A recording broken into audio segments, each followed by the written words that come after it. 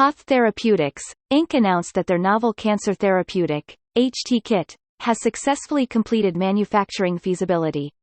This new approach, which employs a chemically stable antisense oligonucleotide to target the proto-oncogene KIT through by frameshifting KIT mRNA transcripts, has potential as a KIT-targeted therapeutic alone, or in combination with agents that target KIT signaling. With their HT-Kit drug, HOTH's innovative approach avoids pitfalls related to KIT mutations by targeting mRNA. This next round of preclinical studies are underway and they are excited to utilize the results for their planned pre-IND meeting with FDA later this year. ASTM International has designated HT-Kit as an orphan drug for the treatment of mastocytosis earlier in 2022. HT-Kit HOTH has successfully completed manufacturing feasibility of the HT-Kit drug substance in collaboration with WuXi STA.